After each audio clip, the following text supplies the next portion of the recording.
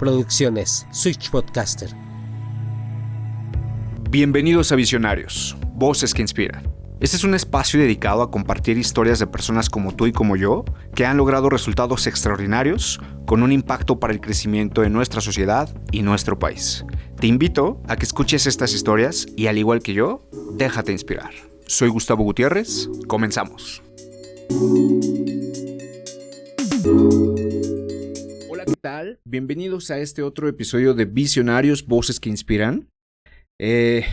Como ya lo sabrán, pues bueno, quiero empezar justamente por agradecer a nuestro invitado del día de hoy por haberse hecho el espacio, ¿no? Sabemos que es justo, pues de repente complicado, ¿no? Es el tema de la agenda entre tus actividades familiares, entre tus actividades profesionales, entre atender tu negocio, tener la dirección general de tu propio negocio, pues tampoco es algo sencillo.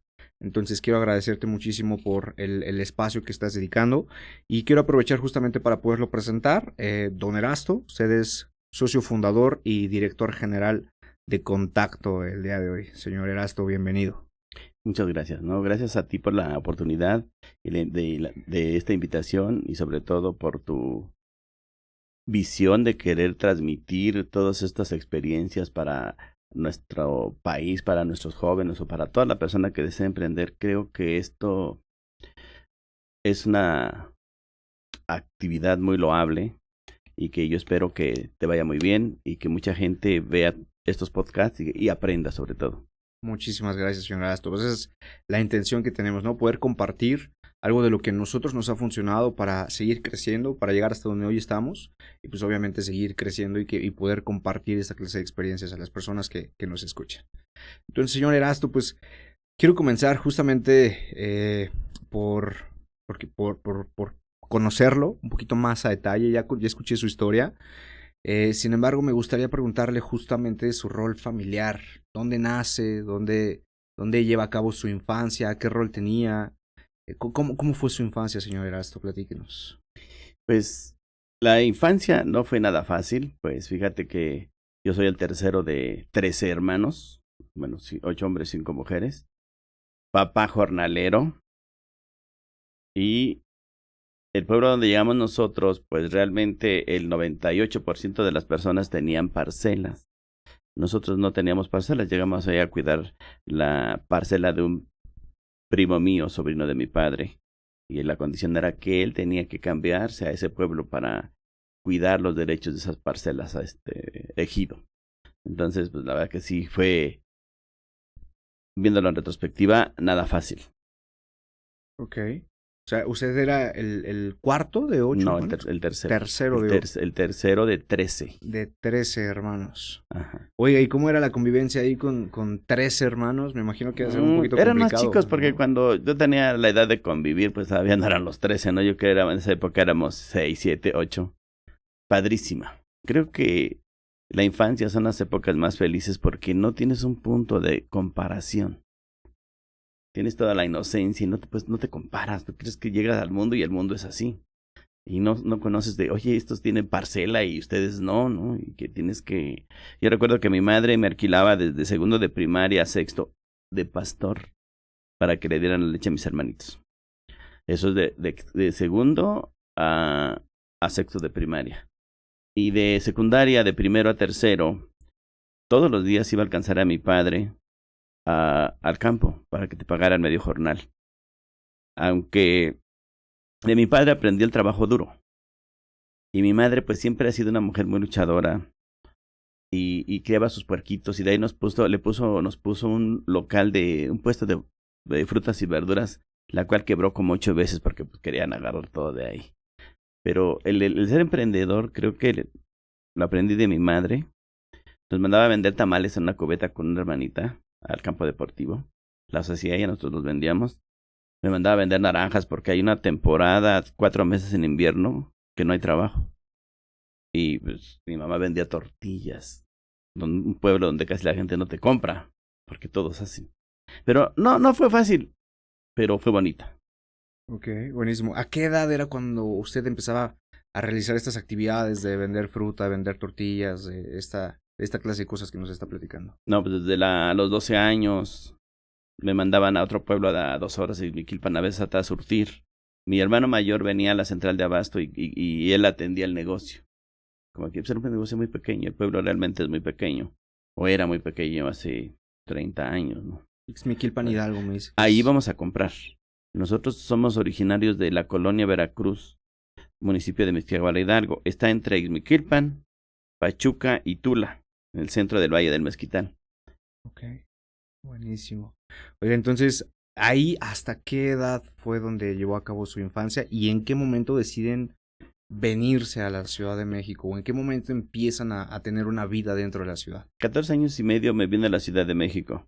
Fíjate que teníamos una vecina que vivía frente a la casa de mis padres y ella vivía aquí en México. Se había casado con una persona del material eléctrico y mi hermano le había pedido trabajo. Y entonces papá todavía siempre ha cultivado chiles, aunque sea en poca proporción. Estábamos cogiendo los chiles en el patio y le dice la vecina, ya te conseguí trabajo, no, llega corriendo, cruzando la calle. Y en eso voltea a mi hermano, lo que es el destino y la vida, ¿no? Y dice, oiga, ¿no tendrá trabajo para mi hermano? Me señalan. No le puede conseguir. Y ya me queda viendo la señora así. Y dice, uy, está viñango, ¿de qué se la vamos a dar? Y ya la pienso unos minutos, unos segundos. Y me dice, pues nos los llevamos a ver de qué le conseguimos. Y así me vine. Ok, así fue como vino de Vine a Hidalgo a la México. Ciudad de México. Así es. ¿Y cómo empezó su carrera profesional dentro? Bueno, Del trabajo. ¿a qué se dedicaba en ese momento cuando decide venirse? Cuando llegué a México, pues no sabes hacer nada. Confundes los sockets con los apagadores y no sabes nada. Realmente vienes del campo. Y terminé la telesecundaria. Terminando la secundaria me vine. Y llegué prácticamente pues a hacer el mandadero, ¿no? Oye, pues lávale a los perros, carga la camioneta, descarga la camioneta, barre los locales, lava los locales, lleva a los clientes, vete por el almuerzo. Pues estás chiquito y tienes 14 años y medio. Y lo que no quieres es regresar al pueblo, ¿no? Porque el campo es una cuestión tan difícil, que sería difícil que los citadinos lo comprendieran. Se te duerme desde el coxis, o sea, después de arriba de la espalda, se te adormece, porque estás todo el día agachado en el rayo del sol. Lo que no quería regresar era al campo. Porque esas sí son palizas de a de veras. Y hay gente que está muy curtida. Ya quisieras que alguien te echara una manita, ¿no? En el campo, pero no. Ok, buenísimo. A ver, se viene a los 14 años a la Ciudad de 14 y México. medio, sí, por ahí. 14 años y medio. ¿Hasta qué grado fue donde usted estudió? ¿Hasta qué grado fue el que estudió? Solamente terminé la equivalencia a la secundaria, que en aquella época por allá solo había telesecundaria. Recuerdo que decían que a la secundaria técnica solo iban los ricos, ¿no? Total, era telesecundaria. Secundaria. Hasta ese año estudié. Ok, ¿y qué fue lo que más aprendió de su vida académica de ese entonces? Sí. Que hasta el día de hoy a lo mejor sigue marcando su vida. Creo que lo que abre un parteaguas en el ser humano, y en el mío, en mi caso, es poder leer, aprender a leer y hacer cuentas. Porque mucho de lo demás no te ayuda. Ok. Bien. Estudió hasta la secundaria, Es básicamente.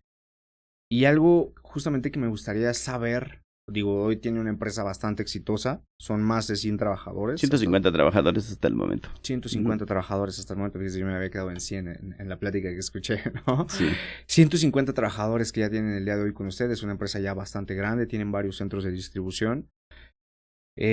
¿Usted considera que tener una educación profesional o académica es indispensable para poder tener éxito en la vida? Yo diría que depende a lo que te vayas a dedicar. Si eres un ingeniero y que necesitas hacer cálculos para una construcción antisísmica o resistencia, o quieres hacer algo de química, o eres un médico, yo creo que hay profesiones en las que es indispensable que sí termines una carrera profesional. Aunque desde mi punto de vista, en otros aspectos no es tan fundamental para que tengas éxito. Sí tiene bases, porque la universidad al final de cuentas te da capacidad de análisis y de síntesis. Yo me puedo considerar, o me considero como un autodidacta. Decía Isaac Asimov, el gran escritor de ciencia ficción, que la verdadera universidad es la autoeducación. Algo de mis principales pasatiempos pues es la lectura. Me considero un bibliómano. ¿Sí me explico? Me encantan los libros, tengo una biblioteca de más de 4,000 libros físicos y 4,000 digitales. Me encanta aprender. Entonces, sí, volviendo a tu pregunta de que si es importante para que tengas éxito, sí, yo considero que te da mucha seguridad, sí te ayuda, pero no es tan, en muchos casos no es tan necesaria. Lo que es necesario es tu actitud, tu enfoque, tus ganas, tu compromiso, tu pasión y una serie de conocimientos que a veces ni siquiera están en la universidad. Okay. ¿A qué le llama a usted tener una buena actitud? Hacer las cosas, querer hacer las cosas, determinación. Intentar las cosas aun cuando no sabes. Ser positivo. Okay. Esa es actitud para mí. Okay. Gracias, señor Erasto. Oiga, platíquenos. Hoy, ya me adelanté un poquito, ya platiqué un poquito de cuántos empleados tiene, la estructura, los centros de distribución con los que el día de hoy cuenta. Sí. Pero ¿cómo inicia? ¿Cuál es la historia de contacto? ¿Cómo inicia usted? ¿En qué momento surge la necesidad de abrir su propio negocio y consolidarse como empresa? Mira, quisiera regresar al punto anterior porque es muy importante el tema de la educación. Lo que tú dices de la universidad.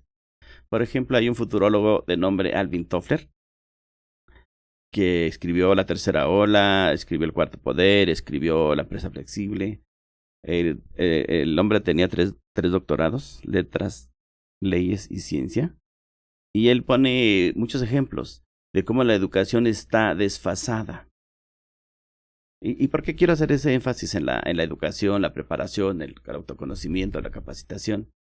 Porque como dice Nelson Mandela, la educación es la única herramienta eficaz para transformar el mundo. Y es parte de lo que tú haces. O sea, esto finalmente si llega a la mente adecuada, a la persona que tenga aspiraciones, sin duda le será de gran utilidad. Pero te digo, decía Alvin Toffler, o sea, la educación está desfasada. Otra cuestión sobre la educación que me gustaría compartir con tu público y contigo.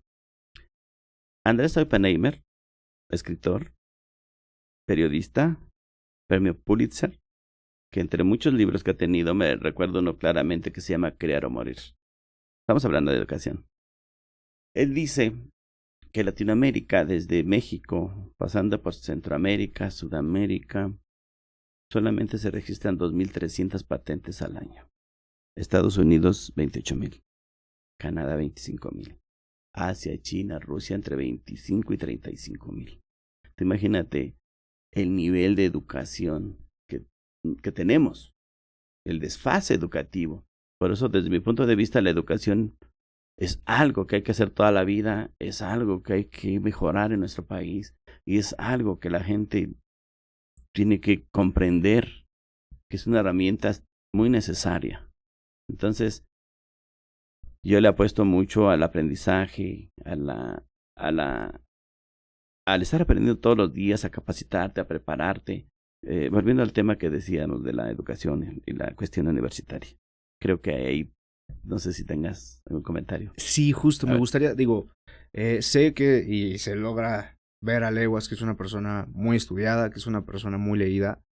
Sin embargo, me gustaría preguntarle, además de poder leer, además de ser un amante de la lectura, y sé que los libros nos abren la imaginación y la creatividad y la mente, además de aprender mediante estas técnicas o mediante estos libros, ¿toma usted algún otros entrenamientos, algunos otros cursos o algo que le ayude a seguirse nutriendo? Por supuesto. Desde que fundamos Contacto, siempre he sido muy fans, de tener la idea de capacitarnos. Inclusive nosotros en nuestra empresa tenemos un salón para capacitar entre 80 y 100 personas. Y los que no caben, los conectamos vía Zoom.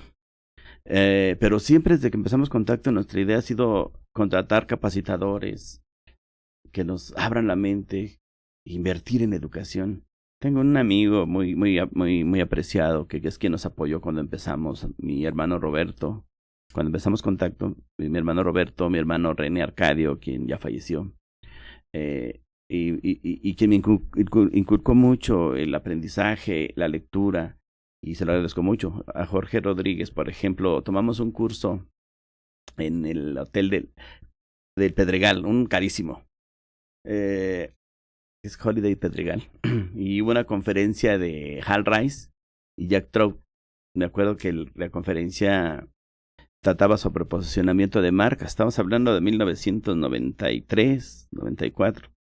Y recuerdo que un día con estos expositores te usaba la equivalencia ahorita unos 25, 30 mil pesos un día. Y recuerdo que yo, pues no, es un dineral, no juegues, el negocio era pequeñito. Pero recuerdo que Jorge me decía, mi amigo, lo que ahora comprendo, ¿no? Okay. El conocimiento es caro, pero la ignorancia es más cara. Y tú con una o dos ideas que apliques de esto, te lo va a regresar cientos, doble, triple, lo que tú quieras de veces. Entonces, siempre he sido muy apasionado del aprendizaje. Y es muy curioso. Ok, perfecto. Muy bien. Señor Erasto, ahora sí platíquenos. Digo, ya hablamos de la importancia justamente de ser una persona estudiada, a lo mejor, leída, letrada, tomar cursos, que es importantísimo porque nos ayuda a abrir la mente. Pero, ¿cómo surge contacto? Digo, yo ya sé un poquito la historia, Ajá. pero me gustaría justamente que las personas que van a escuchar esto logren escuchar, ¿no? ¿Desde dónde inicia? Ok, a ver, nos platica, viene pues de Hidalgo, ¿no? Donde eran parcelas, donde se dedicaban al tema de la fruta, Sí. del ganado, esta clase de situaciones, que has trabajado durísimo por lo que nos está platicando. Cultivo del campo. Cultivo de campo. Sí, que es diferente a cuidar vacas. También de pastor, sí, pero esa era de niño. Sí. ¿Cómo surge contacto? ¿Cómo surge? ¿Cómo llega a la Ciudad de México y cómo empieza a involucrarse dentro del tema eléctrico, que hoy es donde está su empresa? Fíjate que cuando yo llegué, realmente después de 2 años de estar en la etapa que te dije del mandadero, trae esto, y trapéale, límpiale, la esposa de mi patrón, que se llamaba Manuel Gutiérrez, tenía ella su propio negocito. Y su encargado se va. Y me dicen, ¿sabes qué? Me decían Pitufo porque estaba chiquito y flaquito. ¿Pitufo qué? Te vas a ir al negocio de Toña. La señora Toña se llamaba la señora que me dio la oportunidad y confianza. ¿Por qué? Porque un local en el mercado público más 3 no los puedes tener cerrados porque es una concesión. Te lo recogen, puede decirse. Y entonces te vas y ya ves el localito que mide como 2 metros así, 5 metros así, 2 locales, uno enfrente, y vendían jarcería y vendían material eléctrico. Pero no tienes esa formación, más que te decían, oye, este material, pues este cable vale tanto, este switch vale tanto, este switch de tapones vale tanto, este socket vale tanto, o sea, te lo sabes de memoria. Pero ya cuando llegas a ese local, el esquema es diferente, son negocios diferentes. Y entonces, la estrategia de negocio de mi patrón era que tenía un hermano mayorista. Y decía, bueno, si quieren un cable 12 bases, se lo pides a mi hermano, le haces un vale. Por ponerte un ejemplo, ¿no? No, pues un cable te lo daban 500 pesos, te decía, este cable vale 500 para ti, y lo vendes en 550, un ejemplo.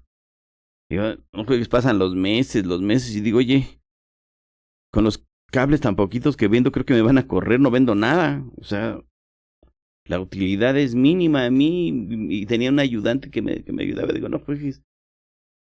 Ahí entra lo que yo creo que la necesidad es la madre de todo el ingenio. Entonces llegaban los clientes con las cotizaciones. Nosotros teníamos 4 o 5 partidas y el margen era pequeño, pues decían, oye, pues consígueme este accesorio. Y entonces te vas dando cuenta, porque creo que van a correr porque no vendo nada. Esa es la actitud, decir, oye, voy con el vecino que veo que vende más o menos sus productos. Y un ejemplo, no, pues un arrancador. ¿Cuánto me lo das? No, pues 2,000 pesos. Ok, vale 2,700, ¿sí? Cotizas todo. Y al rato el cliente decía, dame todo. Y así vas aprendiendo. ¿Qué tienes que buscar? Situaciones o acciones que te ayuden a mantenerte. Quiere decir que yo ese negocio lo sentía como mío, como propio. Claro que sabía que no lo era. Pero dije, oye, si sigo vendiendo 3 cablecitos al día o 5 por 50 pesos y por lo que me pagan, creo que me van a correr. Entonces, así fue aprendiendo. Yo lo que puedo decirte es que en el 92, mi sueldo sería aproximadamente como ahorita el equivalente a 30,000 pesos mensuales. Aumento que jamás pedí. O sea, la patrona debía, oye, si vende este muchacho y cuida el negocio, y ella de ver la actitud, de ver los resultados, ese era mi sueldo, pero yo mantenía, por ejemplo, mandaba dinero a mi abuela. Me mandaba dinero, parte de mis hermanos estaban en Hidalgo. Y aquí tenía unos hermanos, donde tenía una casita hasta por Reclusorio Norte. Pues se me iba, me quedaba muy poquito, muy poquito. Y entonces mi compadre Jorge dice, oye, nunca vas a avanzar. ¿Por qué? Gano bien, ¿no? No juegues, es que no. La necesidad de tu familia, fíjate, no se me olvida. La miseria de tu familia y la pobreza de tu familia viene de generaciones y va para generaciones.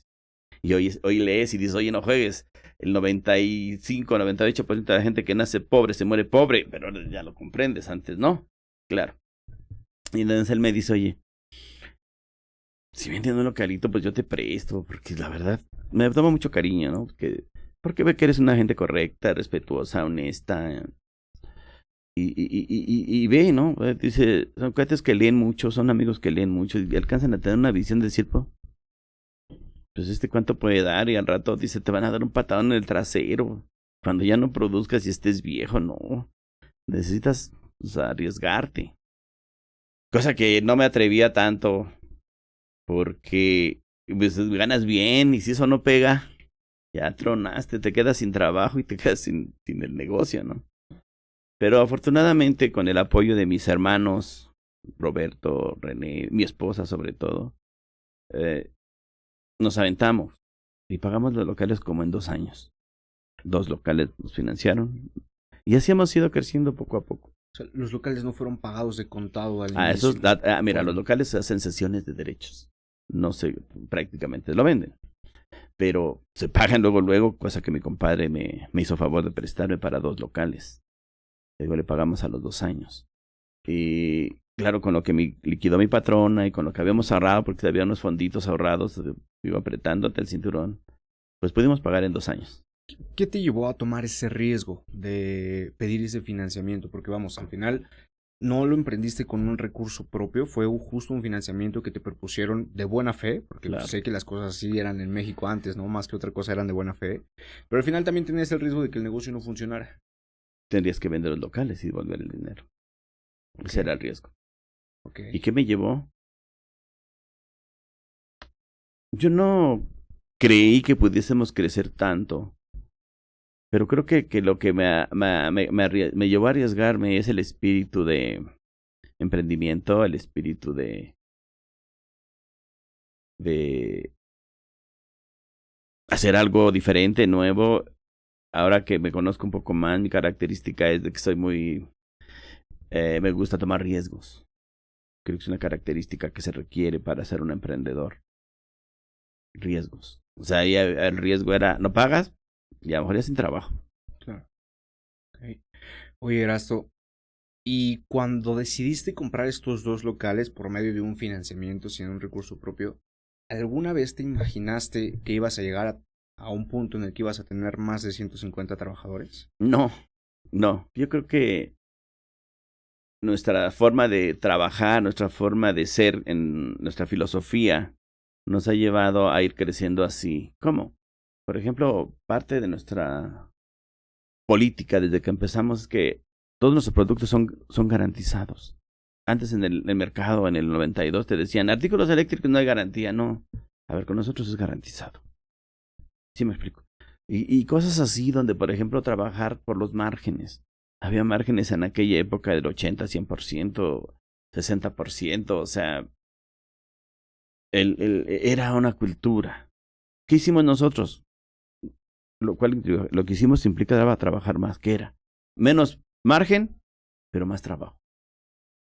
Trabajábamos, de por sí ya venimos trabajando así, 362 días al año, de 12 a 14 horas diarias.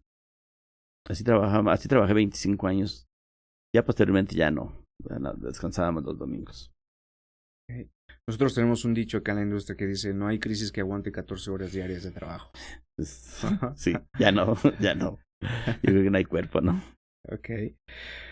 Platícame, Erasto, ¿cuál crees tú que fue el precio que pagaste para poder construir la empresa tan grande que el día de hoy tienes? Alto, un precio muy alto, que es el tiempo que era para tu familia. Es muy alto ese precio, porque no convives. Imagínate, salte a las 7 de la mañana y llega a 12 de la noche y los domingos ya cerrábamos más temprano, ¿no? Pero era muy poco tiempo. Yo creo que el precio que pagas es el tiempo que no le das a tu familia, que no le das a tu esposa, que no le das a tus hijas, tus hijos. Pero ese es el precio de querer cambiar tu perspectiva de vida. Okay. Por eso no todo el mundo puede ser exitoso, porque pues no quieren pagar el precio. Okay.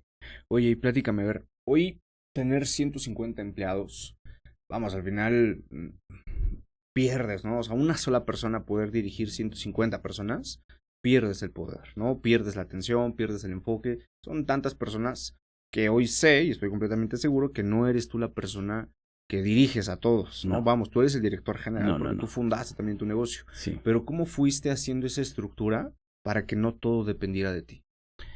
Con el tiempo vas aprendiendo que no lo puedes controlar todo. Y te vas rodeando de colaboradores que son realmente comprometidos, que quieren crecer, que les ves el perfil. Yo creo que uno como director general, o como líder, o como un jefe de área donde tú quieras, tienes que visualizar las habilidades, los talentos, los dones, dónde puede encajarte, dónde te puede apoyar más, cuáles son sus capacidades, sus habilidades, dónde te puede fortalecer. Yo creo que hay que tener esa humildad de reconocer que no podemos saber todo ni conocer todo y rodearte de las personas, colaboradores adecuados. Yo creo que contacto lo que es en primera por mis colaboradores y por mi familia que está integrada ahí, la señora Raquel, que es mi esposa, quien es la directora administrativa, mis hijas que también se incorporan a compras, a nóminas, a marketing. O sea, estamos cada vez fortaleciéndonos más. Entonces, no, es correcto, no ha sido solo, pero he ido aprendiendo. Dice un amigo, a golpe y porrazo, bueno, a comprender y entender que tú no puedes dirigir todo y que necesitas rodearte de gente competente. ¿Qué es lo que más te costó trabajo soltar? Digo, porque por ejemplo nosotros que estamos formando una infraestructura y demás, pues de repente hay cosas que dices, ay, es que esto a mí me encanta, ¿no? El o mando, es que esto... me gusta el control. Y te cuesta soltarlo, pero tienes que delegar, o sea, es un caos. Si tú no delegas, se te va la vida y no puedes atender todo. Por ejemplo, en compras estamos como 6, 8 personas. En área de transporte estamos como 10, 12, 15 personas. Y estamos así divididos por área. Nuestra empresa divide como en 7 áreas estratégicas, que es administración, que es compras, que es ventas, que es transporte, que es entregas, que es contabilidad. Y así estamos por áreas, pero cada uno tiene una cabeza. ¿Y cómo aprendiste a identificar qué persona iba para cada área? ¿O cómo aprendiste a segmentar y a diferenciar cada área de tu negocio? Pues te decía, a través del tiempo vas adquiriendo la habilidad de detectar en qué es buena cada persona o también qué necesitas. Por ejemplo, teníamos un contador que nos llevaba nuestra contabilidad, venía cada mes por ahí, ahora no, ahora hay un área contable porque dice, el negocio va creciendo, requiere más control fiscal, más control contable. Ahora, recursos humanos, por ejemplo, pues ya te das cuenta que no puedes estar tú seleccionando al personal, no puedes estarlo entrevistando, no puedes verificar tantos detalles que requieres al contratar a una persona. Tienes que reconocer y tener la humildad de decir, bueno, necesito ayuda. Hay que ver quién nos puede apoyar. Okay. Oye, don Erasto, ¿qué tan complicado? Hoy me platicas que tu familia, que tu esposa, que tus hijos, tus familiares están incorporados en tu negocio. Me imagino que también algún hermano o algo de esa naturaleza o nada más. No, fíjate directa. Que cuando abrimos contacto, realmente de mis 8 o 7 hermanos que todavía viven, de hecho de los 13 solo sobreviven 10. Normalmente la mayoría tiene su negocio de material eléctrico o de otras cosas, de los hombres. Las mujeres no antes se dedican al hogar o X cosa, pero la mayoría tiene su negocio, pero nació mucho de contacto. El contacto ha sido como un semillero donde han salido alrededor de 20 personas que han puesto su negocio. Yo creo que esa es una satisfacción. ¿Y qué sientes tú cuando estas personas aprenden el negocio y se van a emprender el de ellos? Antes cuando está cerrado te enojas y te enojas, ay, me van a abandonar, me llevó 5 o 6 años prepararlo. Pero ya te juntas con la gente adecuada y te dices, ¿tú tuviste sueños? Todos tenemos sueños. Entonces, creo que al final te da gusto y te da orgullo que tengan sus sueños y que se arriesguen y que lo intenten y que, yo quiero que les vaya bien a todo mundo, porque al final son fuentes de empleo, son oportunidades, son cambiar su vida para bien. ¿Qué tan complicado, Erasto, te ha sido poder trabajar con tu familia en tu negocio de forma directa? ¿Ha sido complicado para ti o ha sido un proceso relativamente sencillo? No. Yo creo que el factor fundamental es la confianza. Yo creo que siempre he tenido confianza en mis hermanos, en mi familia. Y no ha sido complicado. Pero tienes que confiar, si no, no puedes trabajar. Ok, Erasto. Hoy, pues bueno, son 150 empleados los que tienes ya muchísimas áreas estructuradas dentro de tu negocio precisamente para poder tener un mayor control. Y aquí la duda que me surge es, ¿cuál fue el mayor reto al que te enfrentaste al construir Contacto? ¿Y cómo lo superaste? Yo creo que el mayor reto que nos hemos enfrentado es mantenerte a flote ya a ese nivel, con una nómina, imagínate, de seguro social, 150 personas, nómina, competencia encarnizada, porque hay empresas gigantescas que tienen 30 sucursales a nivel nacional y que llevan 2, 3 generaciones. Entonces el reto ya llegará y es mantenerte y seguir creciendo. ¿Cómo compites contra estas empresas tan grandes? No es estrategia, es básicamente servicio. Yo les pongo el ejemplo a los chicos, le digo, ok, tú puedes comprar una Tecate en 20 pesos en la tienda y te la tomas afuera, te la tomas en tu casa, ok. Esa misma Tecate te la puedes llevar, hablando de precios y servicio, y esa misma Tecate te la puedes llevar a un bar así medio, más o menos, ¿no? Y te va a costar 30, 40 pesos. Ay, pero si te la quieres llevar a otro bar más elegante, donde hay mesera guapa y te cuesta 80 pesos. Así funciona el mundo. Es la misma cerveza, lo que cambia es el servicio, es la percepción. Entonces nuestra estrategia mucho ha sido de servicio al cliente, de que te mandamos pedidos completos, si quieres pijas las conseguimos, lo que nada más danos tu lista, nosotros te contestamos todo. Entonces nuestra estrategia para competir con esos grandes es servicio y productos garantizados. Ok, entonces el mayor reto que has tenido ha sido competir contra estas empresas. Sí, yo creo que tienes razón, es uno de los grandes retos porque te hacen pedazos. Ok, pero al final del día lo has estado soportando y has crecido, ¿no? Al final empezaste siendo tú el dueño de tu negocio y hoy depende de ti 150 familias. Sí. ¿No? Entonces creo que va por un muy buen camino el negocio, ¿no? Sí, Creo que ha funcionado supuesto. la estrategia. Sí, ha funcionado. Ok, Erasto, platícame, ¿cuál ha sido la mayor satisfacción que has tenido tú como empresario? Antes de entrar en esa satisfacción, me gustaría justamente saber, ¿tú crees que todas las personas pueden emprender, pueden ser creadores de sus propios negocios? No. ¿Qué crees que se necesita? Se necesita un espíritu, a veces aventurero. Decía Helen Keller, he sabido hablar de ella, conferencista, sordomuda, estadounidense, que de las primeras mujeres que se graduaron en Estados Unidos, decía, la vida es una atrevida aventura. Entonces yo creo que no todos pueden ser emprendedores, porque se requiere capacidad intensa de aprendizaje, de preparación, de constancia, de perseverancia y de tomar riesgos. Por eso no todos podemos ser emprendedores. Requiere pagar un precio muy alto.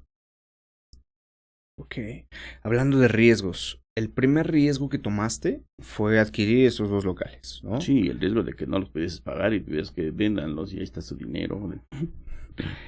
¿Cuál consideras tú que ha sido algún otro riesgo que has afrontado en el negocio y que te ha llevado a tener el crecimiento que hoy has tenido?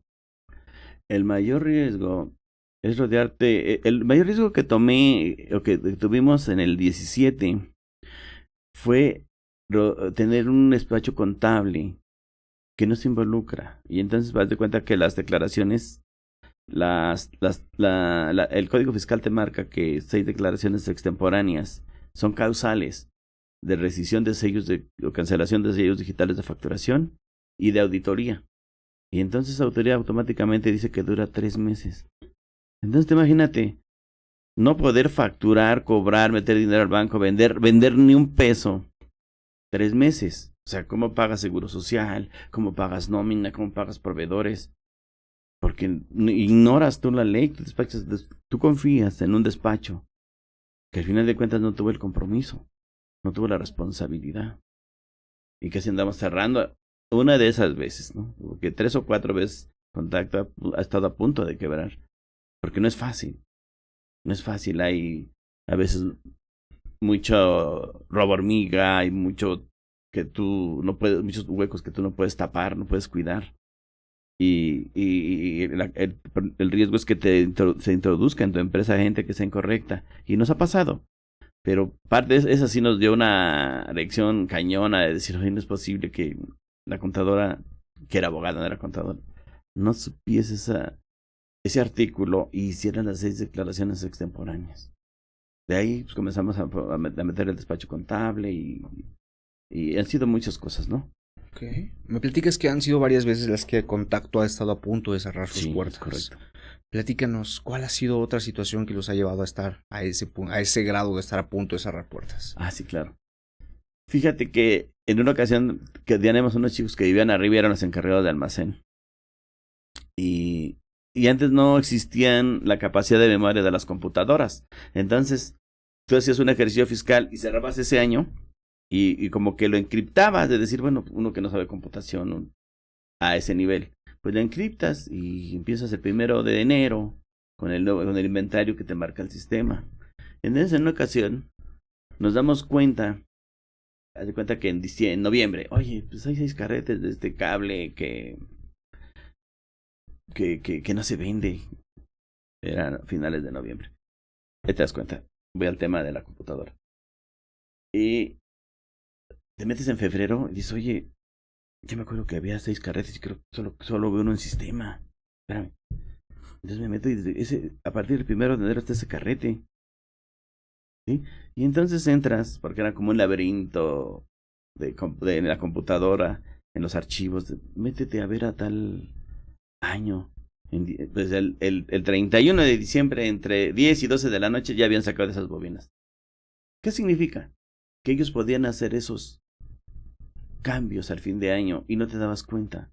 Entonces el peligro de este tipo de negocios es el robo hormiga. Porque más, si no sabes, ya vas creciendo con tanta gente y vas perdiendo el control. ¿Sí?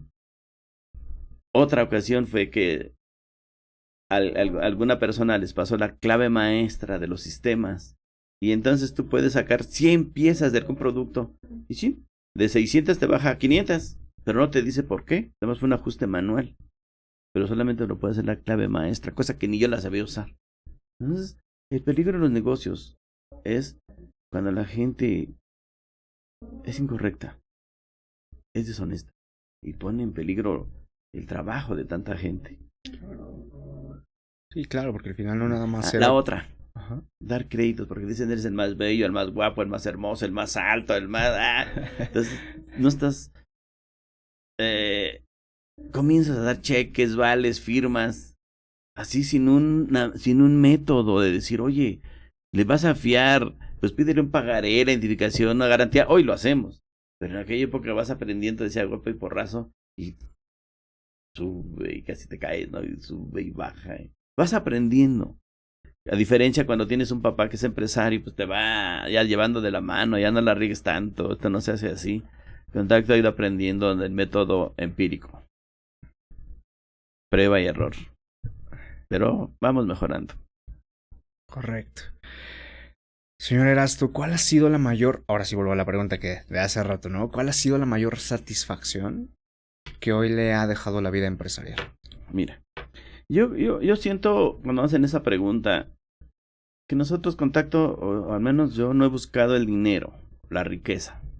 O sea, decir, voy a abrir esta tienda, este punto de venta, porque más yo no. Creo que nuestro enfoque siempre ha sido en el servicio, en la responsabilidad, en la garantía, en tratar bien a la gente, en ser correctos con las personas, en ser éticos. Y eso al final de cuentas, cuando tú eres una persona que busca servir, que busca ser útil, que busca ser responsable, que buscas ayudar a resolver al cliente, el cliente te sigue y el cliente son ventas. Yo creo que, y la mayor satisfacción sería entonces crear fuentes de empleo. El dinero o el poder es una herramienta para cambiar vidas. Si no sirve para eso, no sirve. Entonces nuestro enfoque ha sido servir, ser útiles y ser éticos, ser correctos con la gente. Esa ha sido la parte de la cultura. Ok, buenísimo. Señor Erasto, ¿qué es lo que diferencia Contacto del resto de las empresas? Porque me imagino que también en el inter de tiempo ha conocido a muchas otras. Yo he conocido a muchas otras personas que entran en mi medio y quieren emprender y quieren crecer, pero 6 meses después, 1 año después, 2 años después, abandonan la industria y se dedican completamente a otras cosas. Me imagino que el mismo caso has de tener. ¿Qué es lo que ha hecho que Contacto siga creciendo y no se haya quedado como estos otros negocios que hoy son negocios mucho más pequeños, negocios mucho más, pues sí, pequeñitos, Uh-huh. a diferencia de Contacto, que hoy es una empresa muy grande? ¿Qué es lo que marcó esa diferencia? ¿Qué marca esa diferencia? En primer lugar, marca el buscar siempre irte anticipando al futuro. Quiere decir, busca productos que sean tendencia. Por ejemplo, el ahorro de energía. Cuando había los focos normales, después llegó el foco ahorrador ese de gas, y luego llega el foco de LED, y ahorita estamos con lo solar. ¿Qué es? Entonces, aparte del servicio, aparte del trato, aparte de ser responsables, aparte de cuidar al cliente, de respetar al cliente, es buscar tendencias, anticiparnos a las tendencias, capacitarnos, capacitar a la gente. Ok, Eso es lo que marca la diferencia. perfecto. Preocuparte y cuidar al cliente, preocuparte y cuidar el mercado, anticipándote a los productos que sean ecológicos, ahorro de energía y buscando ser útiles al sector eléctrico. Ok. Señor Erasto, ¿cómo ha sido su educación hacia sus hijos? Porque al final yo sé que ese motor de crecer, de su propio negocio, de facturar más, de dar más empleos, yo creo que mucho tiene que ver con el pasado, Claro, ¿no? Mucho tiene que ver, como decimos nosotros, con el hambre que tenía usted desde las aspiraciones. pequeño, ¿no? Sin embargo, también entiendo y lo he visto que en muchas familias, ok, el papá a lo mejor hace muchas cosas, pero de repente los hijos ya no tienen ese ímpetu, ya no tienen esa hambre, ya no tienen esas necesidades, porque al final ya fueron cubiertas. ¿Cómo logra usted justamente hacer que su siguiente generación siga involucrada en el negocio y pueda seguir haciéndolo crecer?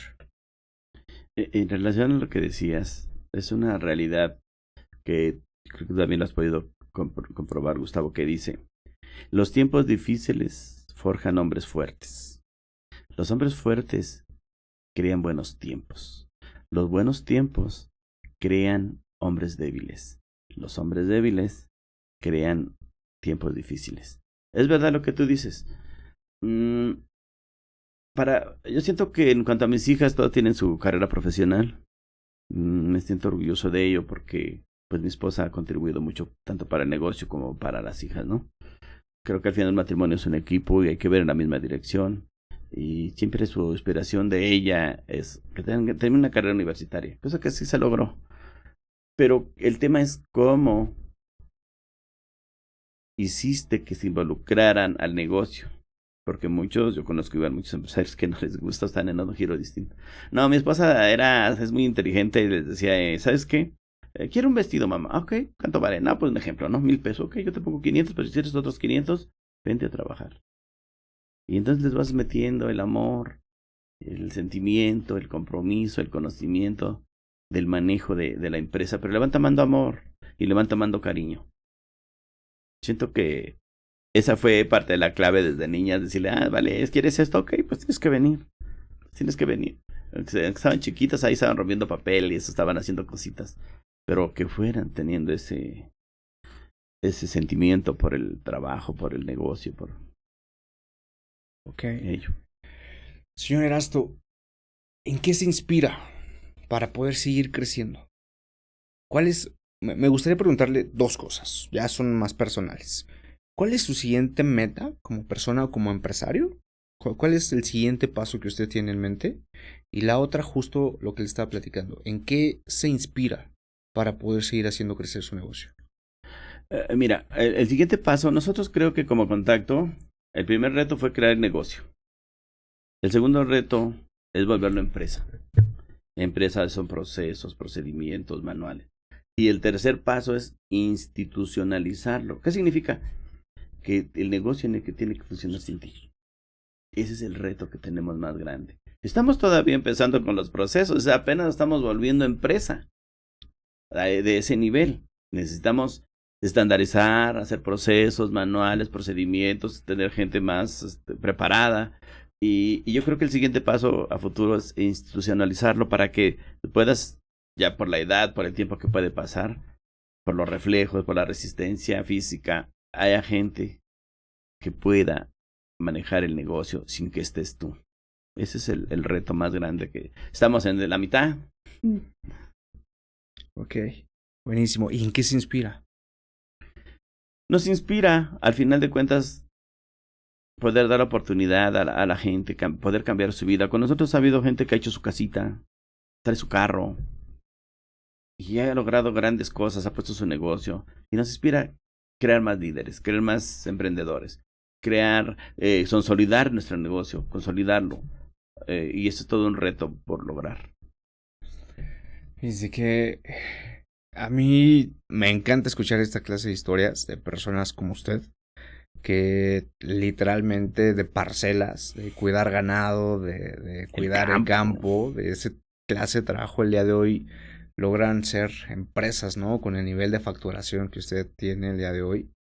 Y en verdad creo que son esa clase de historias porque las que nos mueven, porque México creció así, ¿no? No tenemos estos fondos multimillonarios que de repente llegan con una idea y te meten 50 millones de dólares, ¿no? 100 millones de dólares. O sea, México ha crecido a base de empresas que han ido creciendo de manera empírica, ¿no? Como lo ha hecho usted, sí. Pero que bueno, hoy son empresas formidables, ¿no? Que ya van por esa estandarización de procesos y demás. Me gustaría, señor Erasto, ya para cerrar con esta breve plática tan inspiracional, ¿no? O sea, escuchar esa historia de desde abajo y hoy facturar lo que ustedes facturan, pues bueno, es un proceso que a mí me deja de plano impactado. ¿Qué podría recomendar usted a esta generación que está buscando emprender, que está buscando ser mejor profesionales?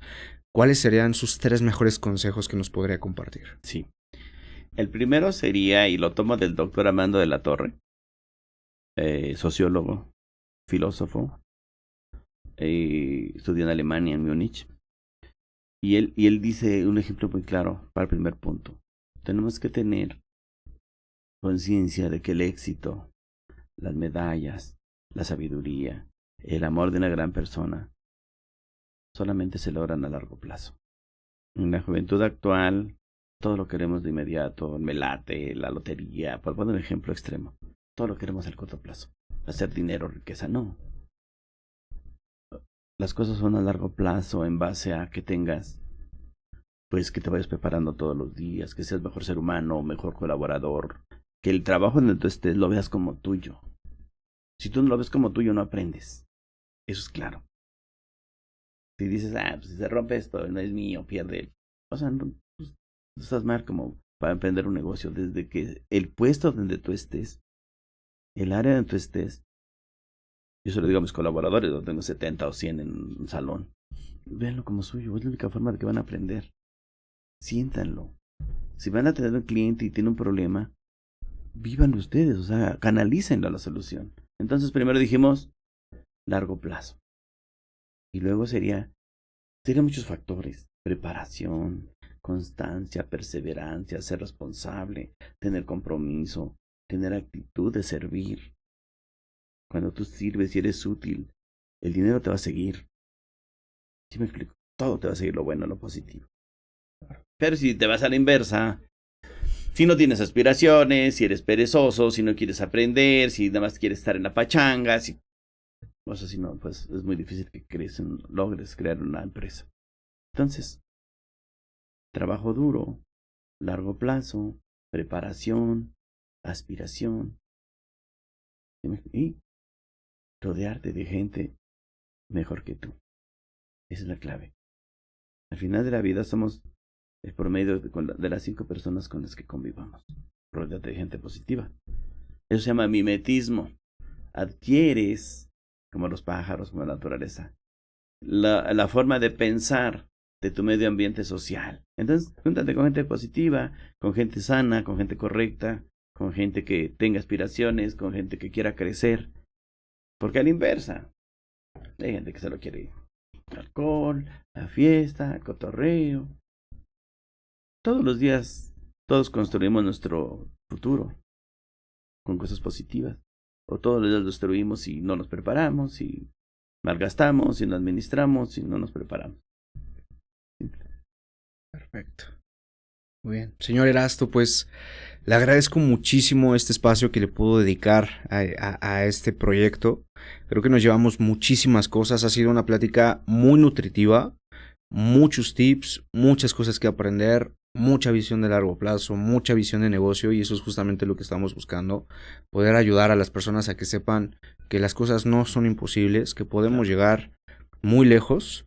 Y pues bueno, usted es un claro ejemplo de que cuando las personas quieren, cuando las personas tienen un sueño y una meta, no le pueden, creo que nadie podría llegar a usted a decirle no se va a poder. Sí, ¿no? Todo es posible si quieres, si puedes, y pagas el precio y te comprometes y eres responsable. Perfecto. Señor, pues muchísimas gracias por el espacio. Nada más quiero recordar que nuestras redes sociales nos pueden encontrar en Facebook, Instagram y YouTube como Visionarios Voces que Inspiran. En TikTok estamos como Visionarios Voces. Y también compartirles que ya estamos en Spotify como Visionarios Voces que Inspiran. Para todos aquellos que nos quieren escuchar en el traslado a sus oficinas, a sus casas o a cualquier lugar, nos pueden escuchar aprovechando esos momentos que aquí en la Ciudad de México, pues bueno, sabemos que son 2 horas de traslado a cualquier lugar. Entonces, pues bueno, ahí pueden aprovechar el tiempo para seguirse nutriendo. Señor Erasto, muchísimas gracias. Al contrario, gracias por la invitación y por la oportunidad de poder compartir todo esto, y espero que les sirva a tu público y a todos y que sea un éxito tu programa. Muchas gracias, señor Erasto. Sí.